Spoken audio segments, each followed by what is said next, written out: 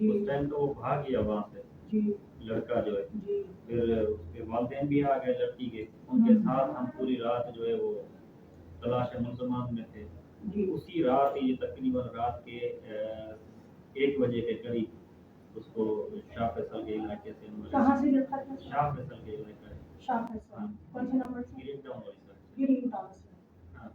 तो अब्दुल्ला मुल्जिम को पकड़ के जिना अस्पताल से हमने हवाले किया है पुलिस के। पुलिस ने खुद नहीं पकड़ा। आईओ अपने आप को हीरो बना रहा है कि हमने बाहर से उसको अरेस्ट किया है। सब झूठ है सर। हमने आप जिना अस्पताल की रिकॉर्डिंग चेक कर सकते हैं। अब्दुल्ला को किस तरीके से गिरफ्तारी में लाया गया है। क्या ये आईओ उस वक्त वहाँ मौजूद था? क्या ऑपरेशन टीम शाह फैसल थाने की वहाँ मौजूद थी? 15 के जरिए हमने मुल्जिम को अपने हाथों से पुलिस की तहवील में दिया है। इस वक्त मैं शाह फैसल थाने में खड़ी हुई हूँ। 31 तारीख खत्म हो गई, पहली शुरू हो गई। लाइबा कत्ल केस में हूँ, मेरे साथ है भाई, मेरे साथ है, कल भी मैं आई थी।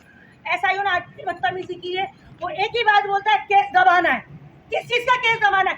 दबा भी हम लाएंगे, मुद्दई भी हमारे हैं, सब कुछ हमारे। ये खाली फ्री की तनख्वाहें खाएंगे। मैं बाहर आके बात कर रही हूँ, चलो बाहर चलो।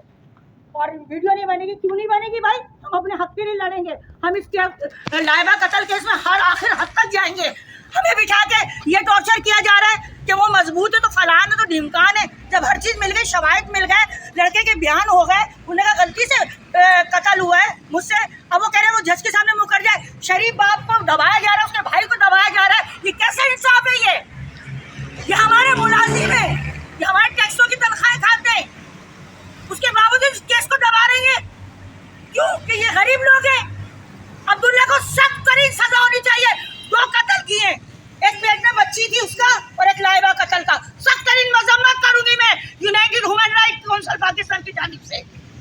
कहना चाहूँगा तमाम आला ओहदेदारान, गवर्नर सिंध साहब, वज़ीर आला साहब, वज़ीर आज़म साहब, सदर जरदारी साहब, कमिश्नर साहब, आईजी साहब, डीआईजी साहब, एसएसपी साहब, जितने भी पुलिस के बड़े बड़े तमाम लोग हैं, उन सबको यही मैसेज देना चाहता हूँ सर, आज 20 दिन हो गए मेरी बहन के कत्ल को, और 20 दिन से हमें रोज़ाना थाने बुलाया जाता है। 2-2, 3-3, 4-4 घंटे बिठा के हमें रखा जाता है कि अभी आप बाहर बैठिए, अंदर किसी से मीटिंग चल रही है। अभी मावे का केस आया, इतने थैले आए थे मावे के।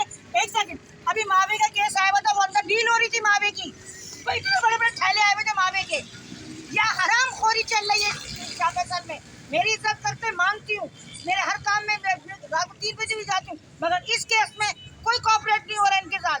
जी भाई, हमें थाने बुला के जानबूझ के जो है बेजार किया जा रहा है, हमें थकाया जा रहा है कि किसी तरीके से केस को कमजोर कर दिया जाए। लड़के वाले पैसे वाले लोग हैं। लड़के के वालिद ने हमें कोर्ट में अपने मुंह से कहा है कि 5 लाख रुपए मैं अभी तक आईओ को खिला चुका हूं, जिसमें से 3 लाख रुपए मेरी बीवी की बेल के खाए उसने, और बाकी 2 लाख रुपए मैंने रिश्वत दी है।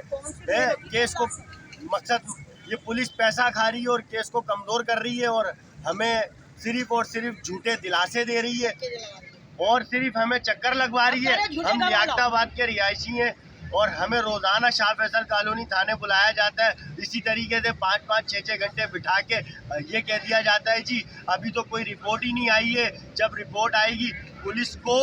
15 के जरिए हमने मुल्जिम को अपने हाथों से पुलिस की तहवील में दिया है, उसके बावजूद पुलिस की ये कार्रवाई है।